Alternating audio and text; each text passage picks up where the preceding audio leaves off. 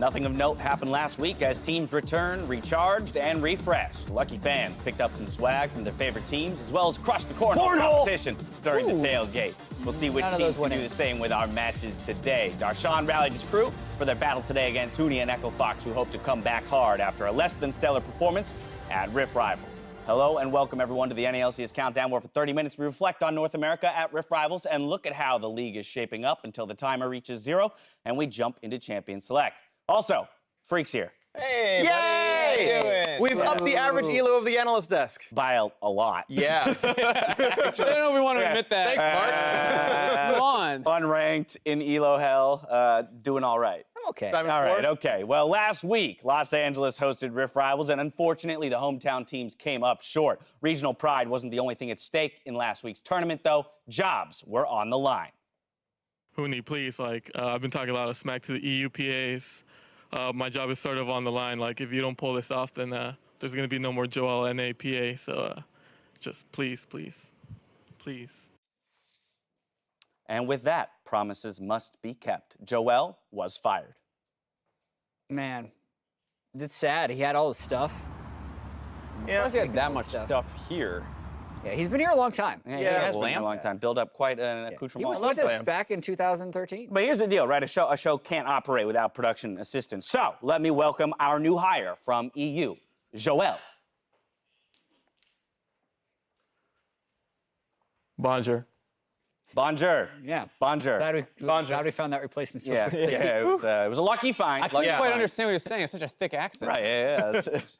Well, we're glad to have him here. And wow, it's fun to make fun of ourselves after Rift Rivals. The results from last week highlighted some concerns around the North American squads. I want to dive into some of those now. First up, starting with you, Mark. Yeah, the one that stood out to me the most was the problems that TL seems to have with consistency, because this is supposed to be the great North American hope, it kind of feels like. They went off, they clearly were the best team after summer finals. They go to MSI, they come back, and they're still, despite being tied with some teams in record, still look like the best North American team. And it feels like every time these guys are expected to go out and perform and there's some pressure on them, they come up short. You look at how Rift Rivals started, that 0-5 start.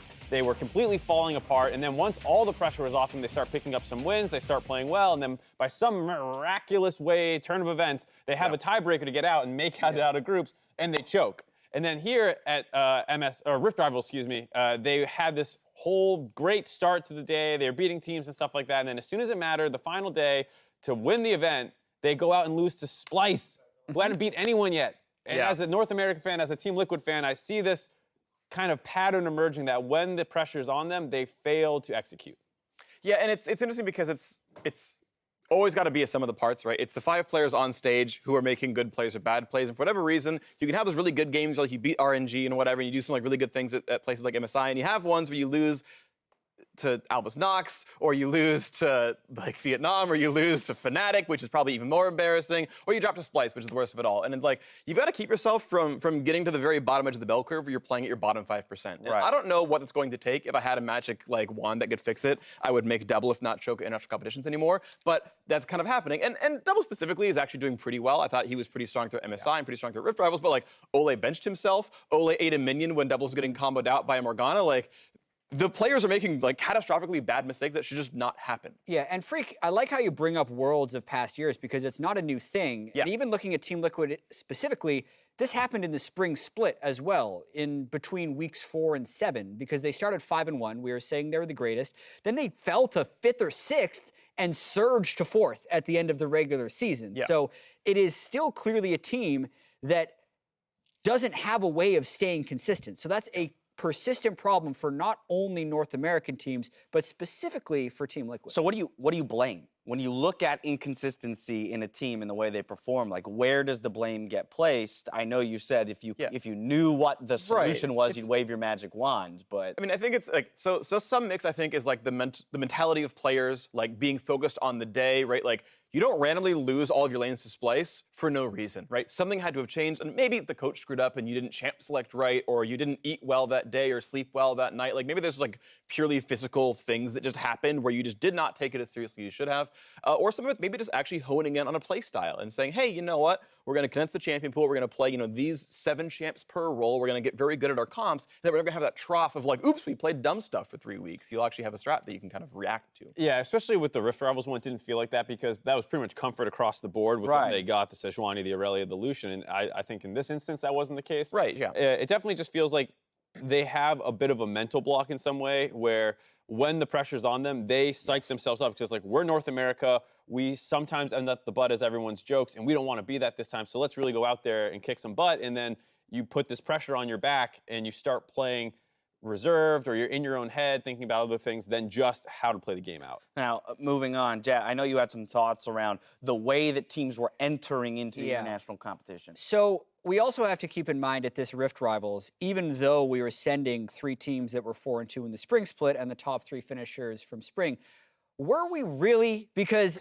Echo Fox played a roster with Demonte and Alltech in one of their games that they had never put on the Rift before.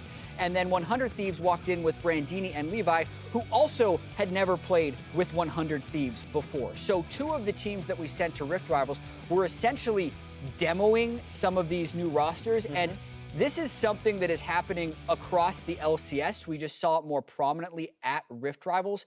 With franchising and with academy teams, I think the pool of players to pull from has gone from 60 to 100. Because instead of 1 sub, you now have 5. And teams are willing to pull the trigger on these things because they see they're not in first place, they want to be in first place, so you may as well make changes. But what's happening a lot of the time is the synergy is lost as they're bringing these guys up. So in the short term, I think it's making weaker teams, and specifically at Rift Rivals, we sent 2 rosters that were completely untested and lacked synergy. Yeah, and I think it's an interesting discussion to have because I know we kind of both want to jump in on this one. Changing up your roster and like lane swapping like Echo Fox has been doing, I think makes a lot of sense in the regular season. Like Echo Fox are a top 3 NA team, and they're gonna finish top 3. They're gonna make at least semifinals, and they're probably gonna go to Worlds. They're doing that WoW experiment. Yeah, right, exactly. They're so good, they can get away with that, and it's fine during the regular season. But you're up against like freaking G2 and Fnatic. Like, I think you should take Rift Rivals seriously. It is the 3rd most important international tournament of the year. There's Worlds, which 3 teams go to. There's MSI, which 1 team go to, which Echo Fox didn't. And there's Rift Rivals, which they got to go to. 3 teams go to. Yeah, right. And so there are 2 international tournaments of the year for Echo Fox at most. And they're like, you know what, let's just make it practice, right? Like, screw trying to win the thing, right? And I feel like that's such a bad approach to it. 100 Thieves in a very similar boat. Like, I assume they had the capability to execute their Meteos onto trade next week and submit someday Meteos for Rift Rivals and say, and then when that's over, then we'll make the trade. And yes, it's 1 week less practice coming into the regular season, coming in for the hopes for Worlds, but this is your 2nd biggest tournament of the year because you didn't go to MSI. I think you should take it seriously, run your real roster, and try to win the thing. I think maybe you can hold some of that criticism more against Echo Fox, but for 100 Thieves, I totally see where they're coming from, where, as much as it's not like we don't care about Rift Rivals, it's just, do I want to be executing a trade in the middle of a week where I have to go from playing a game to playing a game in, effectively 5 or 6 days and moving a guy into your team house, all this stuff. And I can understand them saying the optimal time to execute this trade is with the extra break that we're getting with Rift Rivals. And they go out and they also, it's still not a complete waste because you are getting more data on Levi and Brandini. Yes, it is in a very important international tournament, but I understand for this team where if you are going to be very disruptive, this is one time to do it. Whereas Echo Fox, they didn't have to deal with any other disruption. I mean, I think they want to give Demonte international experience. Like, hey, is Demonte worth bringing to Worlds? Like, and like, I understand the idea of, hey, this is a great time to test people, but like the difference is 6 days of practice and deciding whether or not you think the 2nd biggest tournament your team's going to play this year is valuable. In my opinion, it is. You're representing your region, trying to beat the best teams in Europe, and I think you should put your best foot forward, not say, well, it's basically scrims. And that's a difference of opinion that I think it is reasonable to be on the other side of that one, but that's where I sit. And that's where you're kind of balancing the right choice for the team and the right choice for the team as a representative of the region. Well, what are you valuing, your summer split win-loss or your Rift Rivals win-loss? Exactly. Because ultimately, I want to get to Worlds. Yeah, and also there's a chance that Echo Fox thought that was their best foot forward. They thought Monte and Phoenix is actually the roster we're hoping to run in week 4, and it just didn't work. Yeah.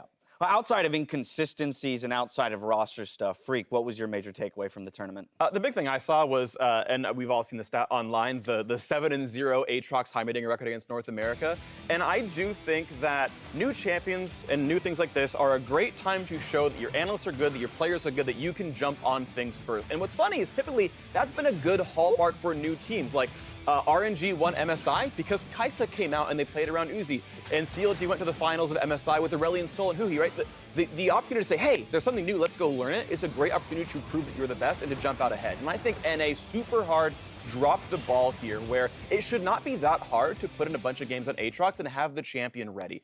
And if you're not ready to play Aatrox, it shouldn't be that hard to figure out your lane matchups. Like, Echofox clearly thought Renekton was a good counter pick into Aatrox. So good, they threw their mid laner, who hasn't played Renekton in years, on the champion. He got smashed. Then they put Hooning on the champion. He got smashed. It's like, how hard is it to play a 6-minute laning phase against another top laner? Academy like, top laner. Hooning says, hey, Impact, I hear Aatrox is a new champion. You want to play some Fiora Aatrox games and just play for 6 minutes and then remake the game. You can get through 10 laning phases in an hour and actually learn laning phases and figure out that you're not going to counterpick yourself on stage. And like, it's amazing to me that you can drop the ball this hard for a champion that was in the game for a week and a half. Do you think the frustration around, game knowledge and preparation towards picks is warranted, Mark? Yeah, I just don't see how Europe on a plane figured out Aatrox better than North America did. I just don't understand how they landed. They were jet lagged, and they're like, I instantly know how to play this champion to the optimal level, and somehow we knew that Aatrox was good into Renekton, and you thought it was Renekton good into Aatrox. So yeah. I absolutely agree with this point, and like, I just think it's a situation. It's not like we thought we could beat Aatrox. We didn't even play it. Like, no one tried to play it on our side. So it was very disappointing to see. Yeah, and I do think Aatrox and Heimerdinger are different problems. So Right. the Aatrox is something that is clearly new for everyone, and they're all grinding. Heimerdinger is a champion who in the patch notes is pretty much untouched for the past year, and Europe was the one region that was playing the most of it. It's still mostly unseen around the world, and that's a champion who, I did some digging into it this week, is actually really hard mechanically, as well as being really unique in the way you're trying to use him. So I'm more willing to accept that they just hadn't played against a good Heimerdinger, and that was kind of their first exposure to it. And now everyone's grinding games and trying to learn at that level. Aatrox, though, is the one that's completely unacceptable. I got to jump in here. We're running short on time, but the final question that results from this is what changes? What effective change comes into the NA LCS as a result of these frustrations? Because last year, EU was the one, losing to NA. We saw them make a number of changes moving towards Worlds, and yet again, they outperformed us on the World stage. So from NA, what's the impetus? What should happen? So I think early on, they're already trying to adopt the new picks. I think they need to be much more willing to play champions from other regions that they're not necessarily practiced on earlier. So Pyke, Heimerdinger, and Aatrox are all huge for them. And I think probably by week 6, they should drastically reduce the number of people they're subbing, because as soon as you hit playoffs or Worlds, you're going to a 6-man roster anyway. So locking that down is really important. The experimentation thing is a big concern for me, just because even week 1 of this split, when we didn't have a single funnel game in our first week and it was being played all around the world, and we were one of the only major regions that didn't even try it, that's really disappointing to me. And Aatrox is the same symptom that comes up all the time. People just don't want to branch out and learn new things. Right. If a champ gets released by Riot and it's not strong, it's going to get buffed. So just put in the games as soon as it comes out, take your negative 100 LP and learn the champ. Right. Final thoughts here on this? I mean, learning consistency is going to be hard, so I don't know what that fix is, but hey, keep trying to do your research, try to figure it out. I mean, this is something that sports have been trying to do for decades, of course, but yeah, I mean, again, be willing to experiment. Agree with Mark on this one. All right, well, we're 16 minutes away from watching the first of the Rift Rivals teams hit the Rift. We'll see what, if anything, they have changed coming into today. Now, League's newest addition to the Darkstar line was designed with the help of Togath fan Brian, who visited Riot last year through our partnership with the Make-A-Wish Foundation. Brian's wish of making a kick-ass skin for his favorite champ wouldn't have been possible without the support of great non-for-profit organizations like Make-A-Wish. So Riot partnered with Global Giving to donate 100% of revenue from Darkstar Cho'Gath to over 20 regional nonprofits around the world. Darkstar Cho is only available, though, until August 10th, so pick up yours now to support a nonprofit in your region. For more information on the fundraising around the skin and the charities being supported, check out the article over at leagueoflegends.com. We're going to take a breather. When we return, we look at today's first match and hear from Echofox's new head coach. That and more when we return.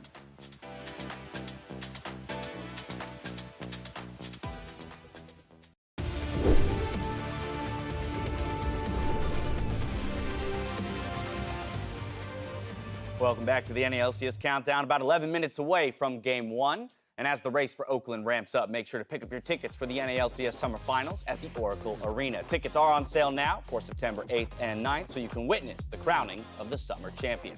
With that, though, let's take a look at our schedule. It's presented by Jersey Mike Subs. The day kicks off with Counterlogic Gaming hoping to take down a wounded Echo Fox in Game 1, followed by a battle amongst first-place teams in 100 Thieves versus TSM, with 3 more matchups before we call it a day. Later today, though, Riot Games 2 will be hosting a stream from the NA LCS Lounge where Kobe will be joined by Huni and Demonte for Game 3, Clutch Gaming versus Golden Guardians. If you're looking for a sub above during our games today, order a Jersey Mike sub at jerseymikes.com with the promo code JMNALCS to earn in-game content, plus a chance to win a VIP trip to the summer final. Let's get a reminder, though, of where the team or the entire league ranks as we pull up the standings. We see that kerfuffle at the top of 100 Thieves, Echo Fox, TSM, and Team Liquid, with a smattering at 5th, just 1 game away from them at 3 and 3. Good word choice. I like it, right? Okay, now ahead of his matchup today, new head coach ThinkCard wants to assure Echo Fox fans this is still the team they know and love. So the change in head coach is just something that we think is going to not impact that much, just because me and Nick have built such like a good culture around it. So no matter who's on stage, it's always going to be a successful team. We just have to make sure that this change doesn't impact the players in any way, and just where it's still going to be Echo Fox. So we're still Echo Fox. At Rift Rivals, I think it really showed that we have some like champ pool issues. So we really spent the last week and a half focusing on like playing more champions and making sure that we can always have a really strong draft, so that we're not like pigeonholed by not being able to play against or not being able to play certain champions. And I actually want to back up what he said at the beginning there, which is that he doesn't think the team is going to be all that different. I've come by to the team rooms a couple of times, and anytime I've gone by the Echo Fox room, it's both those two there, at least up until today, obviously, as he's stepped down. But it's been both those two there. So I definitely think like ThinkCard's been there with the team. He knows his players, and it shouldn't be a very big problem for them transitioning. And recognizing some changes that need to be made following their performance at Rift Rivals. Sure. Now, turning our attention towards that first matchup of the day, Echo Fox are fielding a part of that North American squad that came up short at Rift Rivals. Yeah, and they are definitely, like you heard, they're searching for what they need to do to work on things.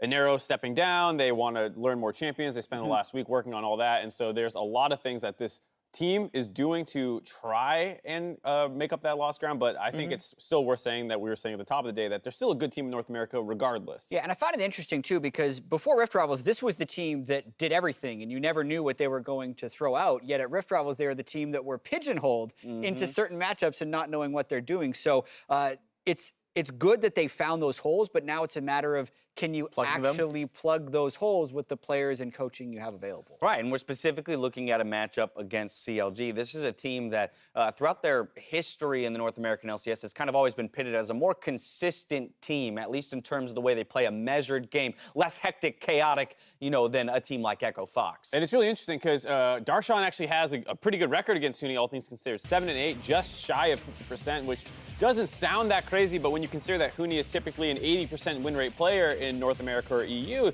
that's actually a great win rate against Huni. And Darshan and all of CLG are a good matchup against them. Yeah, and I think specifically why they're a good matchup is Echo Fox is that incredibly volatile team, especially in the early game, who's always looking for a fight. And CLG has consistently been very good in the first 10 to 15 minutes of the game. Their first blood percentage is always near the top of the league. So once they have that small lead, if Echo Fox then throws themselves at CLG, they have a higher win rate. And what's funny is almost any team that Huni is on takes on the personality of a Huni team in North America. So they're going to throw themselves at the opponent team, and if they're behind when it happens, their chance of victory goes down a lot. Well, and Freak, if we continue talking about the Darshan Huni matchup, Huni was one of the major underperformers at Rift Rivals, Dardoch being the one who was kind of charged with picking up some of the slack throughout all of that. Yeah, and you can see right here, Dardoch had a much better Rift Rivals. He was one of the ones bringing out Kindred, but I just noticed a bunch of Kindred games in EU this week as well. I mean, he's absolutely been amazing here, Dardoch. Huni, I think, does need to play with some level of respect, especially if they're in a funnel game where Dardoch is not ganking his lane anymore, not warding his lane anymore.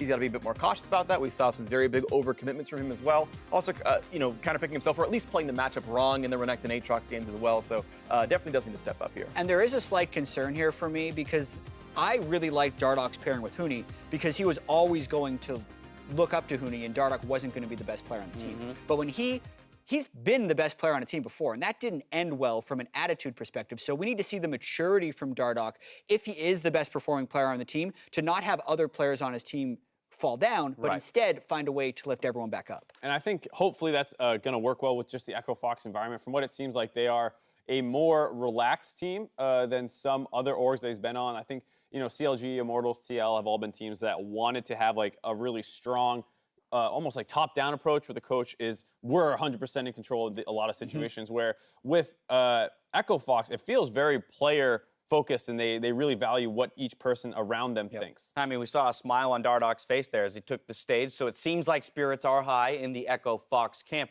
Flip side, CLG, this is a team that we haven't seen now for 2 weeks, so again, there could be a lot of speculation about what's happening behind closed doors. If they saw weaknesses exposed in Echo Fox at Rift Rivals, how could they choose to maybe orient their practices to specifically target those holes? Yeah, so talking about CLG and what it would take for them, I think, to beat Echo Fox here, the win condition I have for them basically is to find somewhere to counterpick.